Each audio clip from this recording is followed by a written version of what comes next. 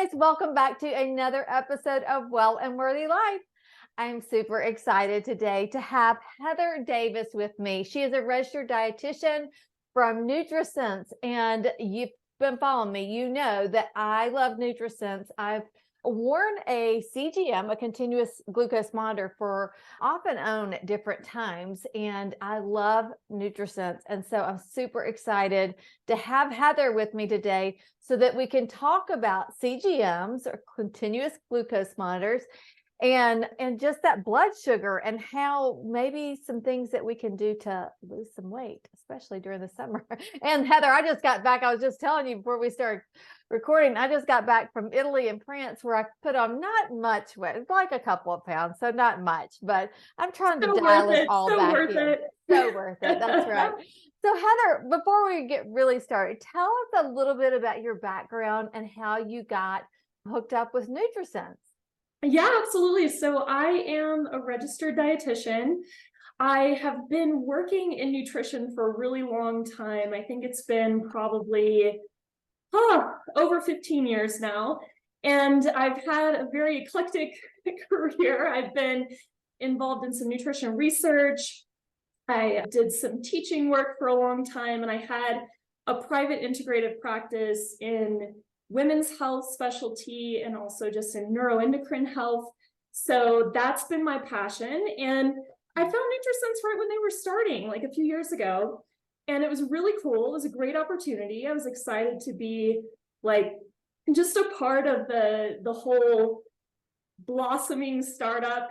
There was a lot of opportunity to contribute ideas and really use my imagination to help, support the growth of the company. So I was really excited about that. I love that. And I love that, startups are a great way to start, to really kind of get in on that ground floor and to really make a difference too. And I'm sure you've made a huge difference being with them, helping create and just how they've grown so much. I mean, just since I've heard about Nutrisense, it's grown tremendous amount. How many registered dietitians do y'all have now?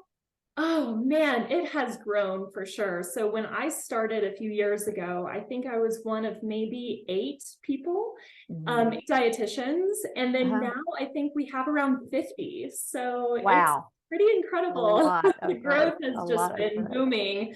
But yeah, it's been so cool to just like not only see the glucose data, because a lot of this is pretty new, just in terms of seeing these mass amounts of non-diabetic, in many cases, glucose data. Like most of the research that we have on the CGMs is in the diabetic population.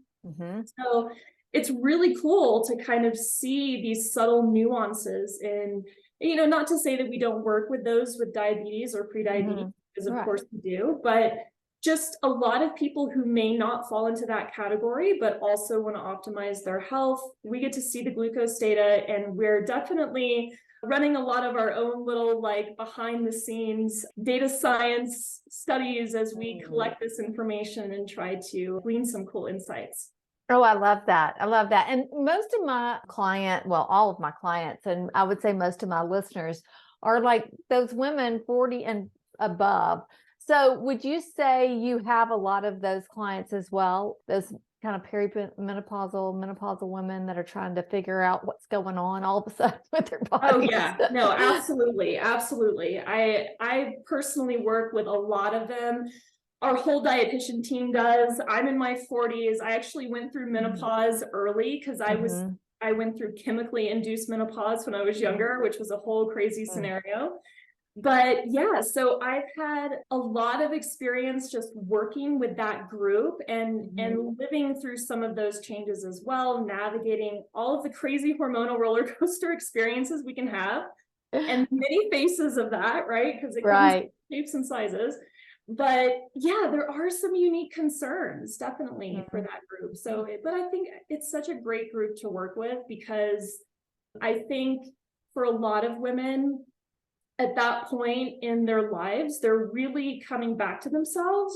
They've been raising kids. They've been really investing in their careers for a long time. And now like they're going through this transition. And I find it's so much more than just hormones. It's a whole life shift. Like everything is shifting. And so it's such a powerful time and opportunity to really lean into that and make some powerful transformational shifts in your health, you know, overall you can do that. So I totally agree with you. You know, I think that's the thing. It's like we're finally having time, and we can put ourselves first. We've learned that, you know, not putting ourselves first, it kind of catches up to you in your 40s.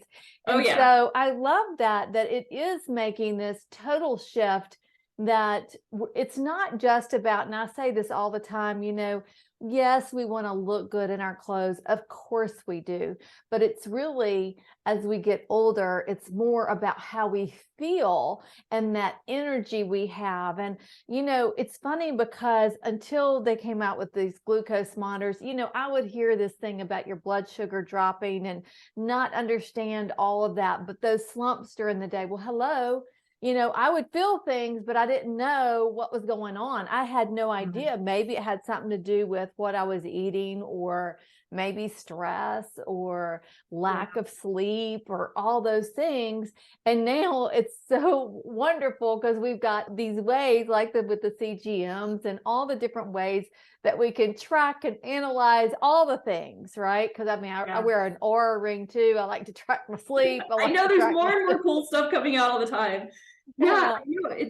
I love what you mentioned though too about being able to put a name to these feelings that you've been having. And I think for a lot of people, we might struggle with all kinds of symptoms for a while, like the fatigue, the afternoon lulls, just brain fog, like irritability, mood swing stuff. And sometimes we're kind of made to feel like it's in our head, you know, it's in your head. And I hate that. I hate that so much because it's not. It's a very biological thing. And glucose is one big piece of the puzzle for a lot of people in that way. So it can be a great tool in the overall toolbox of how you assess where these symptoms are coming from. And you know, you can go from there to figure out what you can actually do to make those changes so you can feel better. Yeah. And, you know, like you were talking from the very beginning, you know, a lot of people with diabetes, of course, have been wearing the CGMs. And if you're watching us on YouTube, I've got mine on right now. If you're not, you can just imagine. you can just, or you can go to YouTube and look. It's so easy to put on. I even did a little, when I put it on, not this time, but the last time on Instagram, showed people how I put it on. It's just so easy to put it on. It doesn't hurt. Even taking it off, so easy, doesn't hurt. Everybody's like, wait, does that hurt? Like it doesn't. Yeah, that's what everyone wants to know. Yeah, it doesn't hurt at all. But I think the first reason why I first decided I wanted to see is, I love data, and I love seeing like real time. I mean, I kind of knew what foods affected me, but it is more than foods. I mean, we have learned, right? I mean, it is lack of sleep, and it's stress and all those things too. But I wanted to learn more and see for myself and watch it go up and down. And so before we started recording, we were talking about this thing about, I'm kind of watching it right now because I ate a perfect bar. And I didn't eat anything before it. I mean, I just, you know, I ate an earlier breakfast, and then I ate eggs and everything. So it did not go up at all. I mean, it kind of went up a little bit because it's all going to go up a little bit, but it didn't spike high. But I was watching this, and I should check it one more time while we're sitting here. But yeah, what's it look like now? Let's see what it looks like now. Come on. Okay. Oh, it's going back down. So that's good. It had spiked up to 124, but now it's going back down. So the perfect. That's great. Okay, but let's talk about this up and down. Okay, because I do get a little anxiety when I see it going up. I'm like, stop going up. So let's talk about that, and how you said it shouldn't be a flat. Yeah.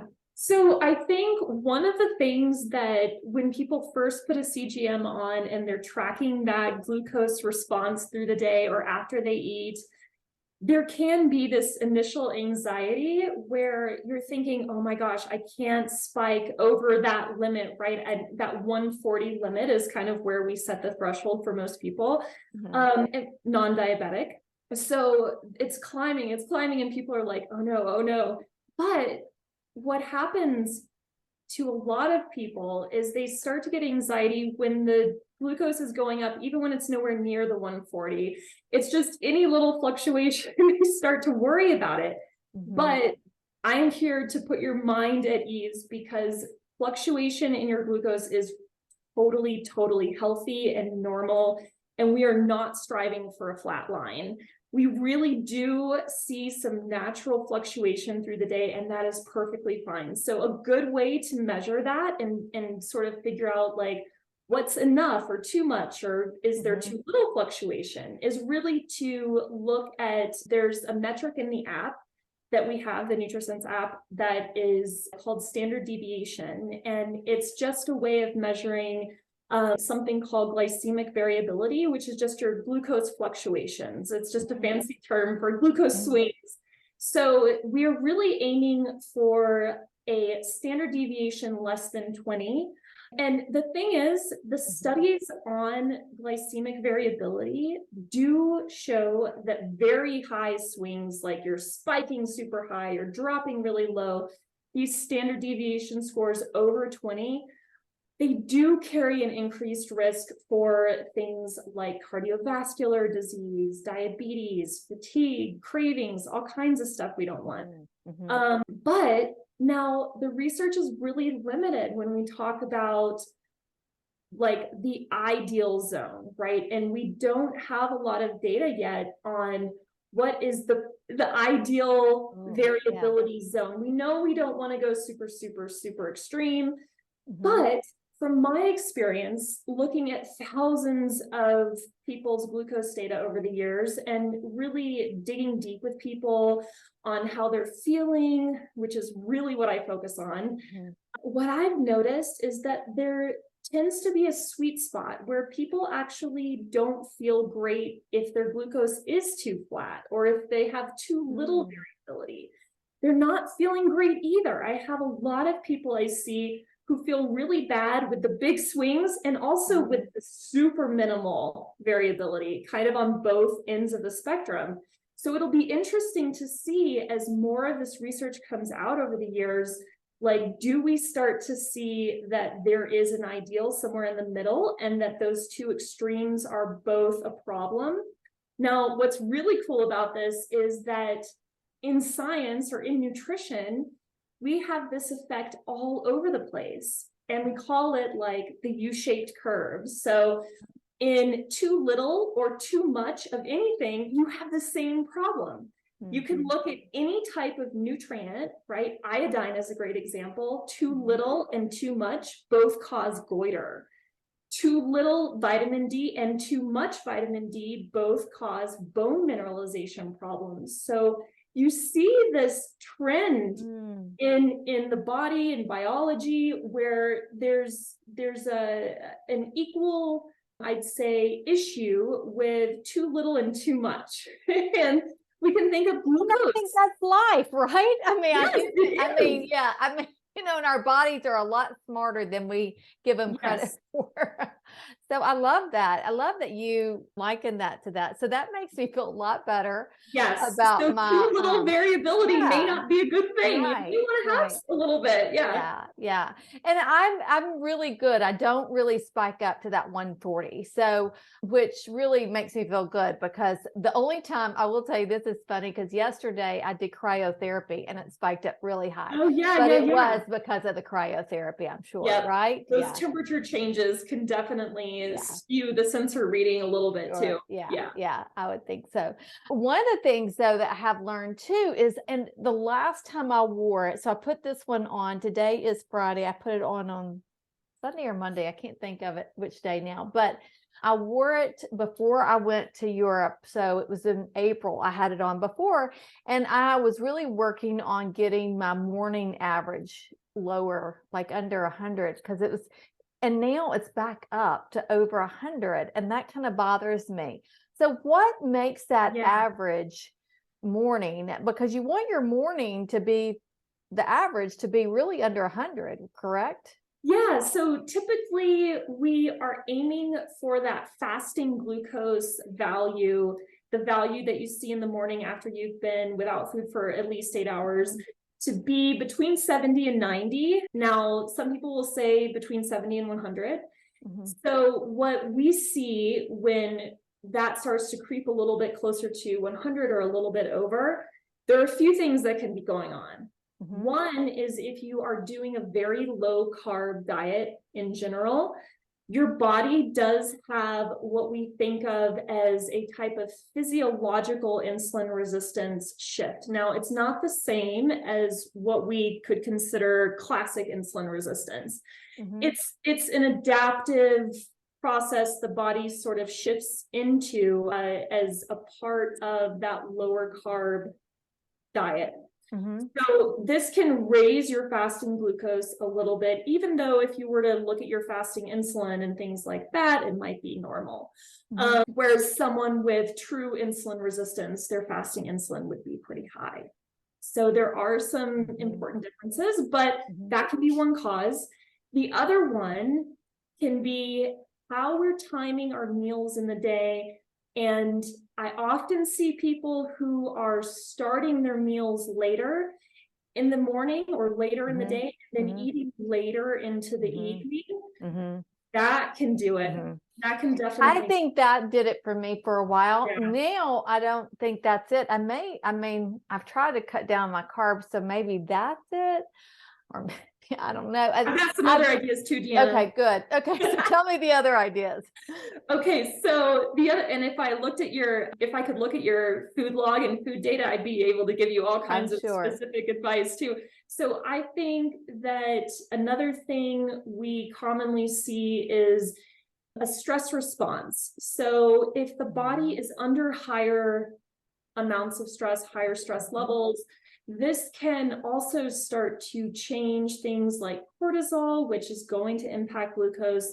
And I often see this cause higher overnight and fasting glucose values for people. But what does that really mean, like the stress thing? Let's talk about that. Yeah, let's do that. Because we throw that term around, I think, without really defining it very well. And so people are like, well, what does it mean? What does it include? So the first thing I always, before saying that too, I want to say alcohol. If you're drinking alcohol at night, that can definitely do it. Right. I've seen caffeine do it. Regular intake of caffeine for some people that might be it. Can I'm drinking a coffee. Yes. In fact, yes, one of the experiments that I do with a lot of my members who have this concern, where they're like, I eat super healthy, I'm like doing all the right things, and still I have this over 100 fasting glucose. What the heck? I'm like, let's do a caffeine experiment. And I treat it all like an experiment. We're not going to take caffeine away from I'm like, I can't go without it because I'll get those major headaches. So, well, that's the thing too. People go about it the wrong way, because I think a lot of people will cut it out too fast. They'll do cold turkey, or it'll be way too abrupt. I always tell people, if you're going to do a caffeine holiday experiment, taking a break from caffeine, you want to go really slow. You want to scale down over at least a week or two. So you're not just cutting it out. You want to really gradually scale it down. And that's the best way, because when you yank that out, it's actually a stressor on the body, because you're taking this very powerful drug that's been present every day and you're pulling it out. So the body is kind of like, whoa, what's going on? And so you need to make that shift gradually. A lot of people who are really plagued by those caffeine withdrawal headaches and things like that, they won't experience that as much, if at all, with that gradual approach. And then I usually tell people from there, take at least 2 weeks off. And then you can really see if you are having an impact on your glucose. Now, what's cool is that I often see that 2-week break, just 2 weeks, make a huge difference for glucose for people. I've seen fasting glucose come down. I've seen overall average glucose come down. I've seen overnight glucose come down a lot for people. We know that caffeine does impact cortisol for some people. So in that case, cortisol and glucose, we know, have that 1-to-1 relationship. And if cortisol is going up, glucose is going to follow. And if you are someone who's having a little bit of a cortisol response to that caffeine, then it could very well be impacting your glucose. So then you can experiment. That's very interesting. And I can see, too, because when I was in Europe, everybody has cappuccinos and, and we were drinking. I mean, I didn't normally have afternoon coffee, and now I came back and I'm always having afternoon coffee since I've been back. So I'm probably drinking really more than ever. Yeah, because you said you noticed it was improving and then it's kind of gotten a little bit worse again. So now, I bet that has a lot to do with it now. I bet so. Yeah. So let me ask you this though, as women go through perimenopause and menopause, does it happen that they can become more insulin resistant and their averages do rise? Oh, yes. And one of the reasons for this is I wouldn't say that it's something that we just have to accept, but one of the things that can happen is estrogen is really, it contributes a lot to our insulin sensitivity. And as estrogen levels start to decline through that transition, it can start to shift how we respond to insulin and glucose. So it just may mean that there are some dietary and lifestyle tweaks that you can do. You don't have to just accept, I'm less insulin sensitive now. Oh, well, I mean, it's really about, instead of just sort of saying, oh, well, I'm just going to accept this is my life now, or I'm going to have this extra weight, or I'm going to, whatever it is, it's about adapting your diet, adapting your lifestyle in a way where you're doing some things different now. It may not be what you did in your 20s or 30s, but it's going to help you at this point, and it's going to work for you at this point. You just kind of have to figure out what that is, which is like in Nutrisense. That's why we make sure to pair you with a dietitian. Like we don't want to just give you a CGM and be like, see you later.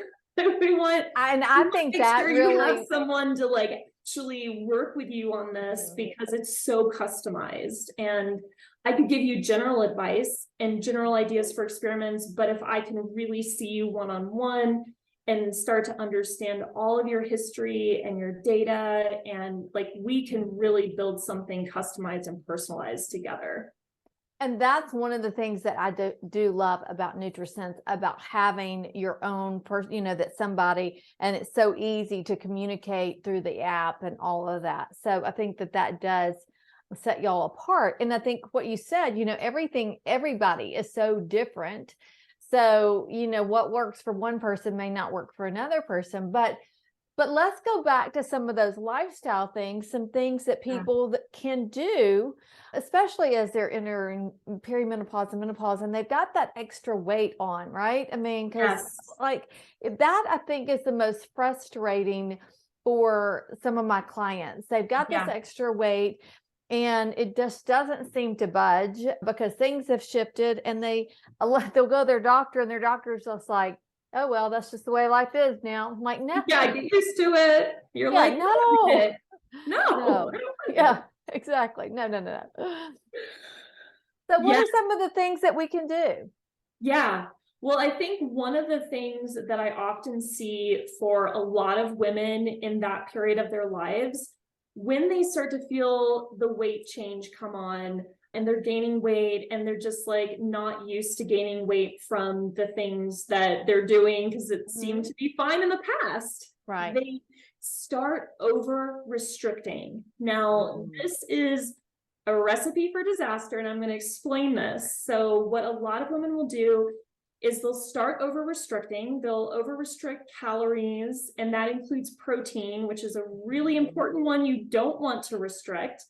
Or over restrict, right? So they'll start over restricting calories, macronutrients, and then they're going to start experiencing even worse cravings. It may seem better at first as they kind of go for some sort of extreme fad diet approach. They might have a honeymoon effect for a week or two or a month, but eventually they're going to feel more fatigue, they're going to feel more cravings, and then they're going to get into this restrictive and binge cycle where you over restrict and then you just cave into your cravings once a week or more. And you're not going to lose weight. You're not going to feel your best in this place because your whole metabolism is just being wrecked by what you're doing. So what you have to do instead is get out of this over restrictive mentality, and you have to nourish your body with the nutrients it needs. You have to eat enough protein. You're awesome at it. I know you are. I know. I'm like, yes, yes, yes. I mean, I talk about this all the time. It's so hard for people to understand that, Yeah. and protein is like, especially as we age, Yes. I was just listening to another podcast today, and as we age, it's even more important. And it's funny because we're eating less than ever as we get older. So, yeah. So no, that's it. You hit it on the head. Like, that's exactly what I see as well. It's this, like, you're eating less, you're restricting more and more and more. And I work with so many women who I look at their protein intake when we first start working together, and I'm just like, oh my God, how are you functioning? Are you okay? Like, how are you operating? And they're like, I'm living on caffeine, right? Because they're tired, and you see this whole vicious cycle. So the first thing I would say is work with someone who can help you assess your nutritional balance and make sure you are getting those nutrients that you need. And more calories doesn't necessarily mean more weight gain. We have to break out of that mentality. Calories in, calories out is not everything about weight loss. And I actually was working with someone not long ago. I love this example because she was so terrified of increasing her nutrient intake. She was really low in protein and some other critical nutrients, like some healthy fats and things like that. And she was terrified of increasing because even though she was in this really stubborn weight loss plateau, she had lost some weight a few months back, but she hit this plateau, right? So she was like, but I can't go back there, right? Even though I'm not continuing to progress, I don't want to regress. And I was like, don't worry, it's going to be okay. So like we worked through that. She finally started eating a bit more protein. We got her up closer to where we thought she needed to be. And she was losing weight. She broke through her weight loss plateau, and she was like messaging me every day. She's like, I don't understand. I'm eating more and I'm losing weight. I'm like, I know. And I think that is so, I think it was Facebook a while back. I said something I did Facebook Live or something, and I said something about not this calories in, calories out is not the way to go, or something, something like that. And somebody said on the comments, you obviously didn't go to science class or something. And I was like, you just don't understand the science that has been, we were taught. I'm 57, almost 58. We were taught calories in, calories out. If you want to lose weight, the only way to do it is to reduce your calories. And that is not always the case anymore. And certainly you don't want them to go too low, no matter what. I mean, it's just, you've got to nourish your body so that your body can function and do what it's meant to do. And I think that so many women are just so scared. And then they do go on these fad, quick fix. I gotta do something. And we are all looking for that quick fix. And it's just, I mean, you're going to jump from quick fix to quick fix for the rest of your life. And you're not going to feel like any of those approaches is sustainable.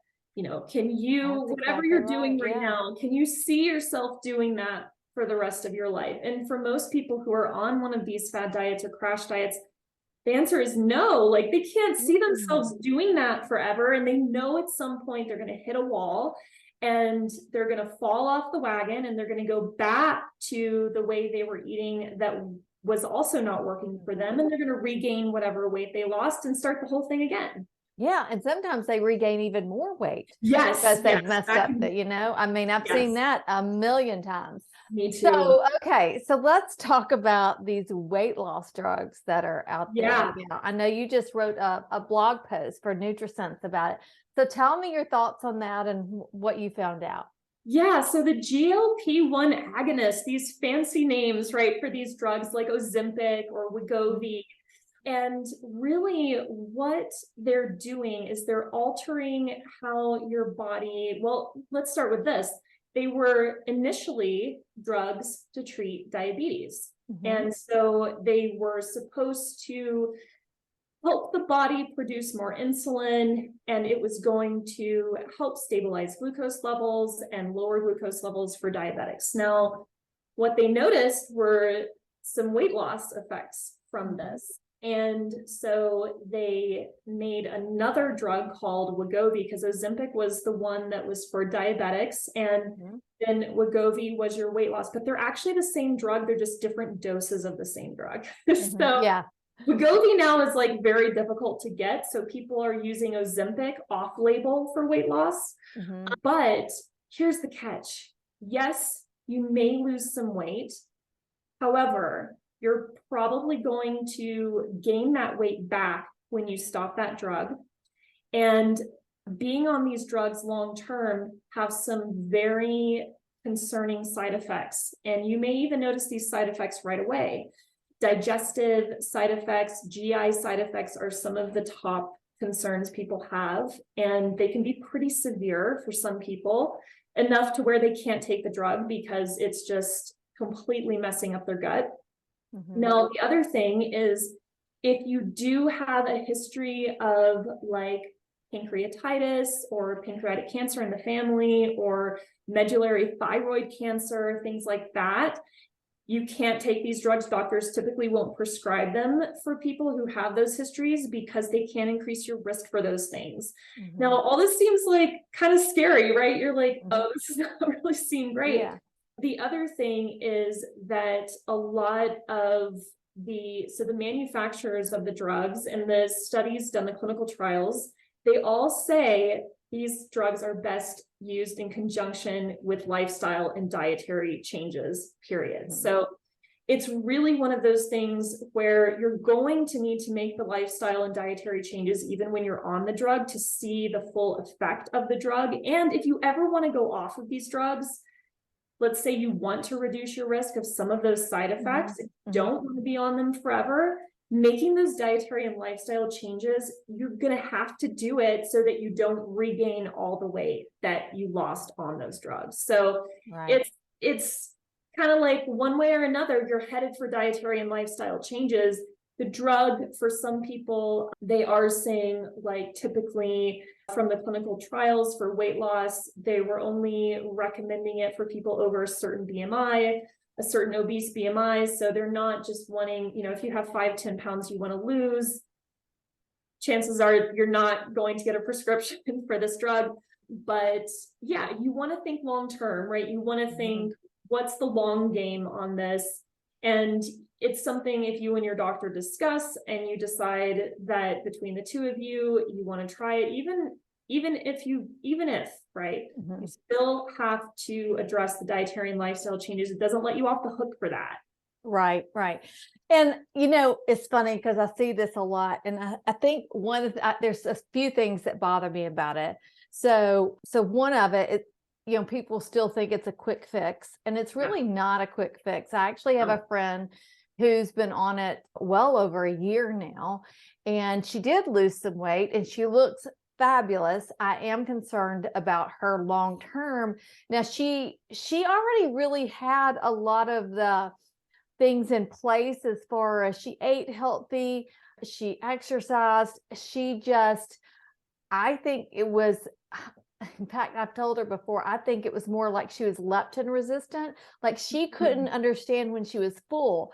So this is helping her understand that. But what I'm not sure of is, after she goes off it, will she go back to being leptin resistant and not realizing when she's full again? I don't know about that. And the other thing that really bothers me about it is, every time I have a client, I don't care. I mean, and if they're probably 20 pounds, maybe even 10 pounds overweight, and no, at least 20 pounds overweight, the doctors that are telling them, here we have this weight loss drug. And Yeah. that's what I don't like. Maybe if you've got 100 pounds to lose, or maybe if it's that, or gastric bypass or something like Right. that, maybe this. And I can't say if I were 30 pounds overweight or 20 pounds overweight, maybe I would be wanting to do this too. I mean, it's but I will say that I just feel like that we've got to make these changes that are sustainable, and this isn't going to be sustainable if we have to stay on the drug. And that's one of the things I've read about it, that you have to stay on the drug. Yes. Yep. They're saying stay on it. But at the same time, we don't have a lot of good long-term clinical data on what this is going to do to you over that same period of long-term. So, and this is something that even some endocrinologists and professionals in the field have been criticizing about these drugs too, is like, they're not addressing the underlying metabolic imbalances that might be present. And they're basically hooking you for life on this thing that we don't have enough data fully to understand what you're really signing up for over the long term. So it could come with risks that you're not even aware of right now. And I think that can be a big concern.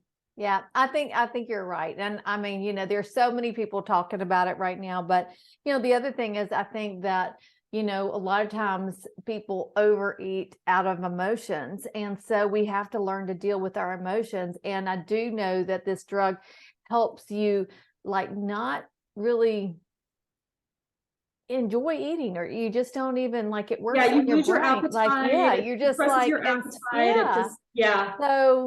So you're not really dealing with the issue then, right? Yeah. And I think that's a great point.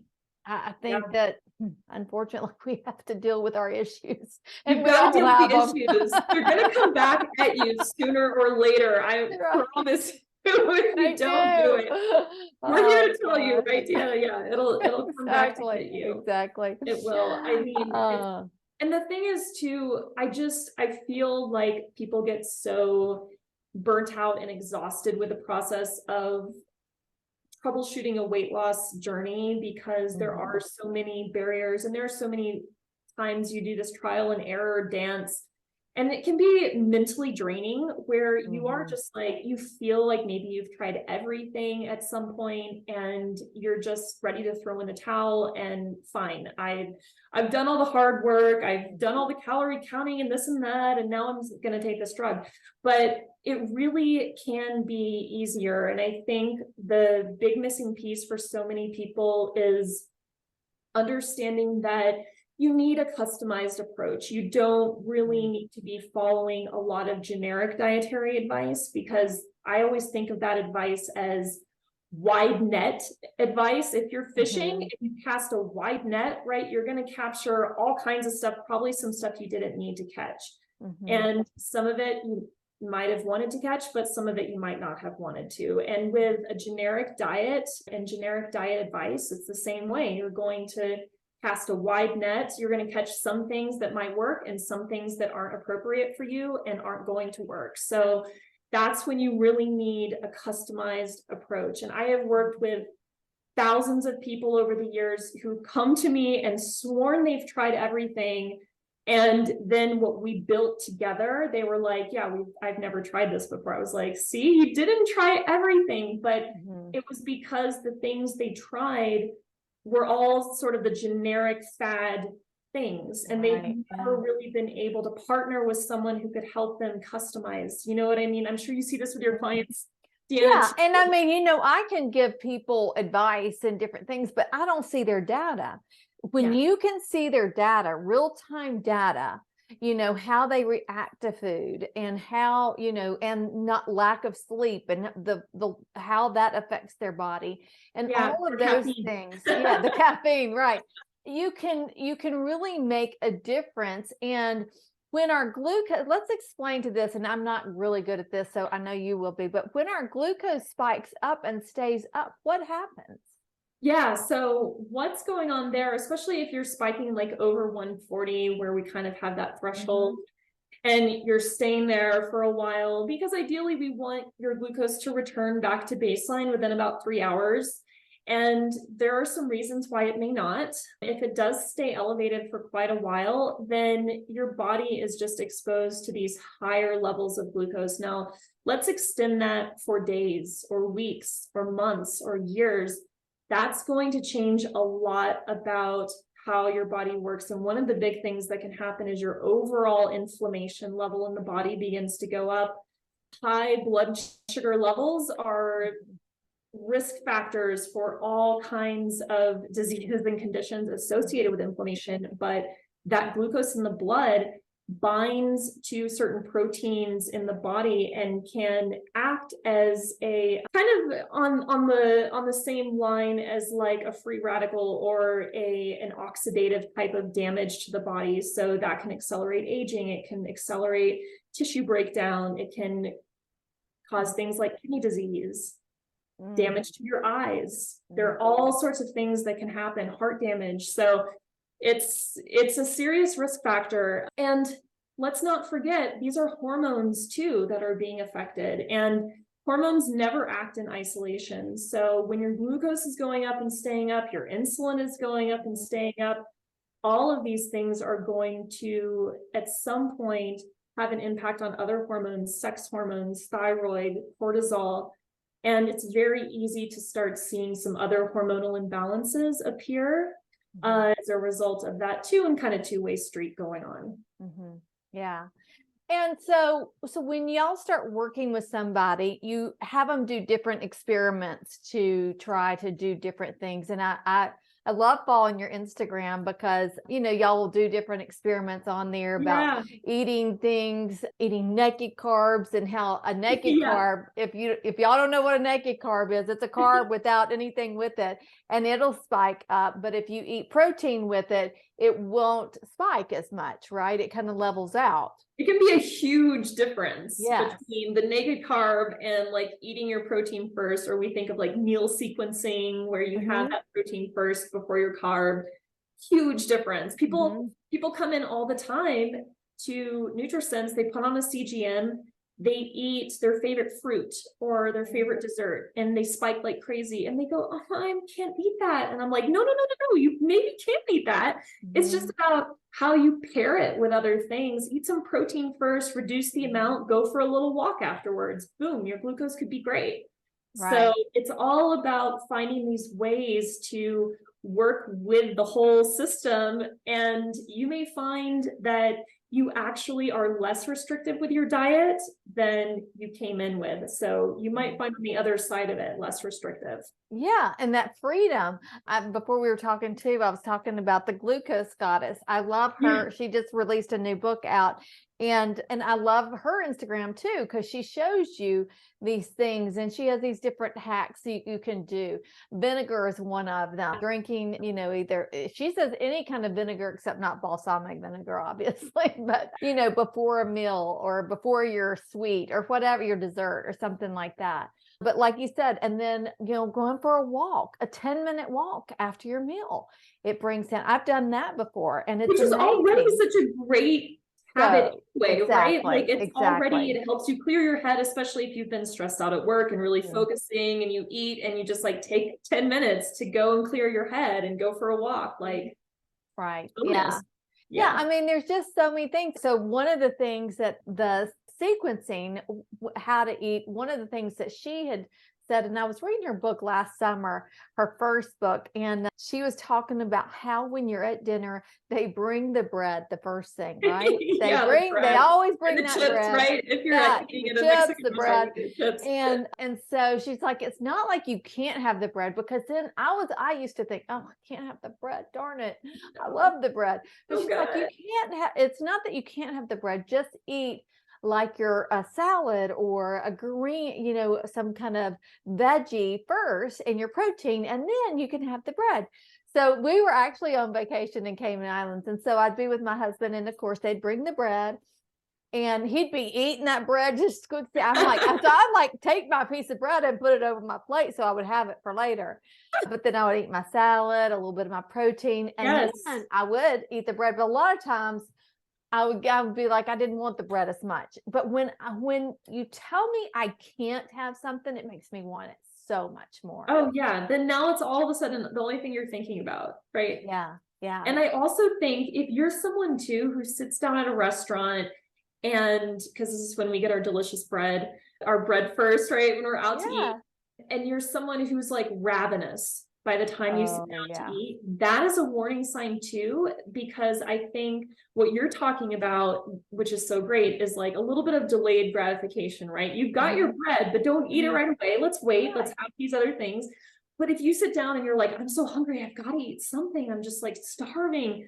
You didn't eat enough earlier. You didn't get enough protein. You waited too long maybe to eat. So to set yourself up for success with those meals later in the day, it also depends on how you're eating earlier, how you're timing and spacing your meals, so that, yeah, you're hungry, but you're not so starving and ravenous that like, if you don't eat that bread right now, you're going to pass out.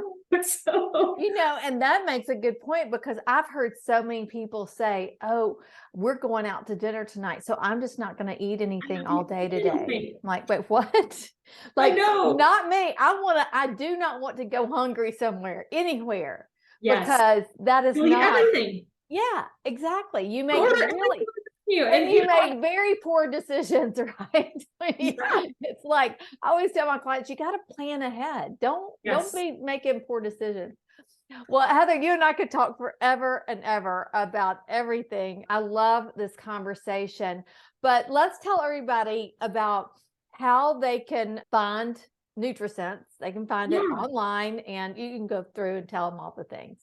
Yeah. So if you all are interested in coming to see what Nutrisense is all about, what you get to do is, with our program, you get a CGM like Deanna's wearing, and you're able to track your glucose. You also get paired with a personal dietitian like me. There are so many of us there who are really awesome, and we are super experienced in looking at glucose data. We have a lot of dietitians specializing in every kind of area, from sports nutrition to weight loss to you name it.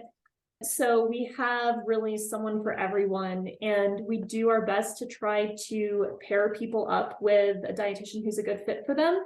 So when you come in, you kind of fill out a little health questionnaire online, and you share some information with us about yourself and your history.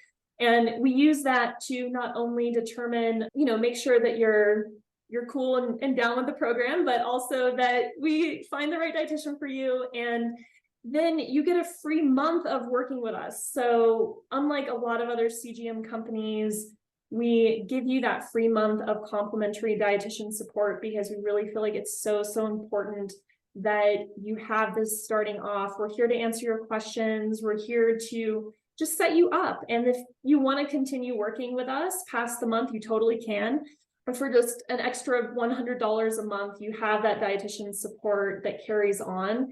Now, the cool thing is, in private practice, if I'm working with someone for just 1 hour, one session, you're spending over $100. Oh, I'm sure. Yes. Yeah. So if you're getting a dietitian, personal dietitian for a whole month, and you're able to talk to them every day, ask them questions all the time, and you have this ongoing conversation throughout the month, you're getting a steal for $100. Yeah, I agree. It's amazing. It really is. And so we offer it complimentary, free that first month with any of your CGM subscriptions for whatever you sign up for, 3 months, 6 months, or 12-month plan. And so you always get that month free. But we also have, if you're not quite sure yet, should I sign up? Should I not? We have a really great blog site if you want to stop in there and read some of our articles and just learn a little bit more about the different topics that we're experienced in, that we're versed in helping you with. And we have more information about our dietitians on our website. We have also a free weight loss ebook Yeah, that and it's going to be in the show notes that they can click on to get that. Yeah, it's totally free. You can download it, and it talks a lot about what Deanna and I were touching on today, just some of these more balanced approaches to weight loss. It's a great kind of get your foot in the door, and then from there, you can start to understand the importance of having that one-on-one support as well. So, but we work with a lot of people who come to us for weight loss, and it's something that we take your glucose data, but we also go beyond glucose. So there are people who come in and your glucose may look perfect. You may have perfect glucose and not be losing weight, but don't worry. If that's the case, there are other things that we can help you with that are still part of the puzzle. So I always say it like this: you have the big picture of metabolic health, and glucose is a part of that, right? It's not the whole thing. Glucose is only a part. It's like the planet of metabolic health. Glucose is a continent on that planet. I love that. Glucose is a continent. And when we think about weight, we think about that whole planet of metabolic health, because your metabolic health governs your weight. So if you are struggling with some of these other continents on the planet beyond glucose, we help you look at those as well. So we really think of ourselves more as a metabolic health company and less of a CGM company per se, because we use CGMs and they're a great tool to have, but we don't stop there. We always go beyond and deeper than just the glucose data as well. So that's just to say, if you come on board and you're like, I don't understand, my glucose is perfect, why am I not losing weight? There are reasons, and we can definitely help you discover them. So I love that. I didn't even know that about y'all. And I love that, because there's this bigger picture. There's not just a one thing. There's so many different pieces to the puzzle, and we're all so different. That's why I try to tell people there's like not a one size fits all. That's why you can't just go on these fad diets or even listen to these health coaches that say you've got to do this, this, this, and this, and then you'll lose weight. I'm like, that is not true, because we are all different. We experience life different. Our bodies are different. Just everything is different. There's just not one size fits all. Yeah. No one should be giving you really specific and confident advice unless they understand your personal medical history and they understand your personal context, because that's really the most important thing. I mean, I always tell people to kind of illustrate this point too. When I was in private practice and I was doing like a lot of really advanced meal planning for people, thousands of people, I never saw two meal plans exactly the same. We would never build two meal plans exactly the same over thousands of people. And it was such a good lesson and reminder, even for me as a dietitian, to see in practice, like just how unique we all are. And devil's in those details. So sometimes something subtle may change, or you might need to tweak something that sets you apart from someone else, and that can make all the difference for you. So don't feel defeated. Don't feel completely, ready to throw in the towel on your weight loss journey or whatever health struggles you're going through, because chances are there are some details that you've missed, and they don't have to be big, awful, troublesome things. They can be small, workable things that you just have to be able to see. So and sometimes you can't see them when you're so you just like it's hard to see it. So I love that. Well, Heather, thank you again so much. And you guys, y'all can, in the show notes, you'll be able to get that ebook. I also have a code that you can get $25 off, but I would obviously highly recommend Nutrisense. And I love working with the company. I love finding out what works. So now I got to work on getting off caffeine and get another. We gotta follow up on this. I'm so interested to see what your experiment is like. After we talked, I'm like, that's what it is, because my caffeine increased tremendously while I was overseas, and I haven't gone back. I've just like continued it. So I bet you that's what it is, because I was just looking at that this morning. So I was like, gosh darn it, this thing is elevated. Well, you know what too, just to speak to that as well, I think a lot of people expect that if they're looking at their glucose data and they drink some coffee and they don't see a spike, they're like, it's not affecting, caffeine isn't affecting my glucose. Or if they don't see some kind of dramatic glucose change right after. But I always tell people, you can't just look at right after, because the systemic effects of caffeine linger in the body. And even though you metabolize it and the caffeine compound itself is excreted, you still have the cascade of hormonal changes and other changes happening in your body after consuming those compounds that can linger and that can build up and that can lead to other things over time. So you really have to take that break as an experiment to see, is this really affecting me?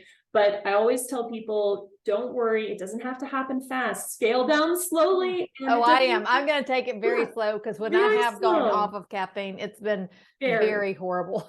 Yeah. Oh, yeah. It can be absolutely awful if you yank that out, even in just a few days. You've got to take like a week or two to go down. No, I'm going to take a couple of weeks to kind of wean myself off. So get it down like just a little bit less, every day. Exactly. Well, Heather, thank you again so much for joining me here today on the Well and Worthy Life podcast. Oh, Deanna, it's been a pleasure. Thank you so much for having me.